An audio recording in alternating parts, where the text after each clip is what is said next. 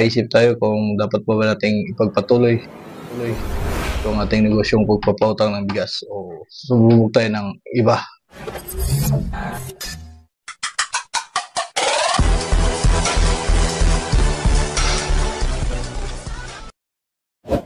What's up mga boss? Welcome sa ating vlog.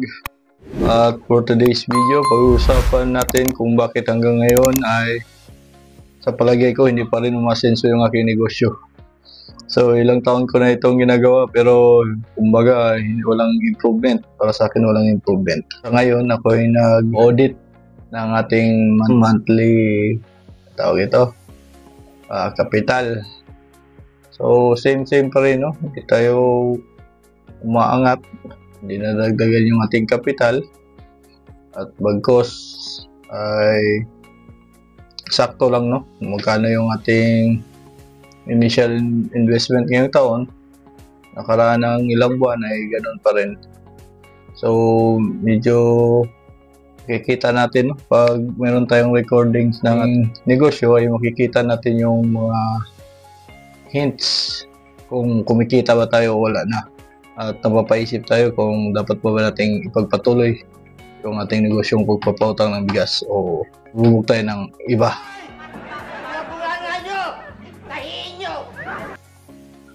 At ayun na mga boss, tayo gumagawa ng ating monthly audit dahil ngayon ay holiday na dito sa Buarm region. At napag-isipan kong i-audit yung ating monthly capital, monthly income from January to date. So every year meron tayong recordings, no, ng ating small time negosyo. At gumagamit ako ng Excel, no? Kasi mahirap dito mag-monitor o mahirap mag-monitor dito sa sulat-sulat lang mga boss kumpara dito sa Excel na may formula na tapos nakakuha na siya, nakalatag na siya ba. Mas madali na lang siyang compute at ma-monitor mo yung trend, no? Kasi pwede mo siya lagyan ng graph, etc. So sa ngayon mga boss, ang trend ng aking kita ay akyat baba. Same sa last year 2024, ganun pa rin, no? So minsan napapaisip ako kung dapat ko pa ba itong napapatuloy, no? Dahil parang wala namang asenso itong negosyo ko. Buhay nyo at tulog, magpatulog kayo! Pero yun nga, no? Balik tayo sa goal natin.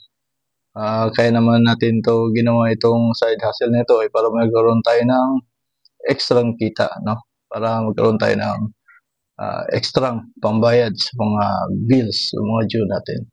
So wala mang asenso or sabihin na natin na hindi naman nagdumoble yung kapital ko, hindi naman lumago yung negosyo ko, pero in terms of goal ko na yung monthly dues ko ay mababayaran, no, sa pamamagitan ng side hustle na ito ay okay naman so far, no? So days lang siguro muna ngayon mga boss, no, habang marami pa tayong mga pangarap, marami tayong mga project na ginagawa sa buhay, no? Dahil hanggat meron tayong pinagkakagastuhan, naniniwala ko na personally mahihirapan akong makapag-ipon at mahihirapan akong palaguin itong negosyo na ito, pero kaya ko siyang i-maintain. Meaning sa ngayon mahirapan akong palaguin ito pero kaya ko siyang i-maintain na hindi siya malugi at yung mga monthly expenses natin ay so sa comment section ng ating mga videos mga boss, no, sari-sari yung mga comment na receive natin. Merong nagsasabi na yung plus 200 natin, no, sa every product natin na utang, I mean plus 200 pesos yung ating tubo, no, per product. Halimbawa yung bigas ngayon nasa 1,150 to 1,1 hanggang 1,150. So sa ating pagpaputang ng bigas ay 200 po yung ating dinadagdag. So ina-explain ko naman, no, dati, no, kung ano yung mga expenses, no, sa pag-deliver ng bigas. Nandiyan na yung manpower, kahit ako yung manpower, pero syempre kailangan ko sahod ng sarili ko.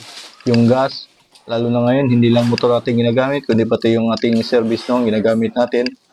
At pangatlo is yung pag-deliver, no? Yung mainit, no? Kung mahimatay ako dyan, anong mangyari sa akin, din makabayad ba yung 200, no? Hindi naman. At the same time, pinaka-importante, no? Hindi naman lahat ng ating kliyente ay nagbabayad sa oras, mga boss. So, abang ganun yung sitwasyon, kailangan ma-maintain ko rin yung collection natin, no? Dahil meron nga tayong binabayaran na every month. So, kung hintayin pa natin yung iba na makapagbayad, abot rin siya maputulan na tayo ng kuryente. So, same lang, no? Kung may hindi nakakabayad, since ganun nga yung ating interest or patubo, ay nasa-survive natin yung monthly expenses natin. So, hindi naman tayo pwedeng magsabi na i-judge nyo ako dahil ganoon din. At same rin sa mga ibang negosyo. Hindi rin natin sila ma-judge kung magkano yung tinutubo nila sa kanilang mga binibenta o sa kanilang mga produkto. Dahil nga, kailangan experience mo muna, maging isang negosyante bago mo ma-judge yung isang tao kung bakit ganun yung patong niya sa kanyang produkto. Dahil may iba nga, sobra pa sa 100% yung patong. Depende yan sa demand, no? So, yung sa akin, mga boss, ay tingin ko, no, based sa aking experience at sa aking, siyempre, pinag-aralan ko rin yan, no? Yung magkano ang aking tutubuin is para rin masurvive rin yung mga pangangailangan ko. So, yun mga boss, at tingin ko, normal lang, no? Sa mga negosyante na pagdaanan ng ganitong sitwasyon na minsan kinu-question natin kung kailangan, kung kaya pa ba o dapat pa ba natin pagpatuloy itong ating mga negosyo dahil siyempre, no, may kinakaharap rin tayong mga trials, no? Minsan gusto natin yung project natin matapos kaagad. Wala naman tayong ibang source. Gusto natin kumita ng kumita pero hindi ganoon ang kapalaran, no? Hindi natin kontrolado, lalong-lalo na ngayong na panahon na grabing inflation. Isipin nyo, mga bilihin ngayon, ang karne, 380 to 400, ang mais 360. Tapos ang iba pang items, ang mamahal na. So, yung ating patong sa ating mga produkto ay same pa rin, no? Ganun pa rin, hindi natin tatasan yan. Kung may mangutang, okay. Kung hindi, yung malaking problema. Dahil pag wala tayong income, wala tayong na-release ng mga item, ay nagagamit natin yung kapital. So, hindi naman lingid siguro sa ibahan na wala na tayong sinasako dahil parang dami nating loan. So, ito yung ginagawa nating pang-kapal, no, sa ating mga monthly expenses. Kaya, tis lang. Survive din ito. So, mga boss, maraming salamat. Road to 2,000 subscribers na tayo, mga boss. God bless sa inyo lahat.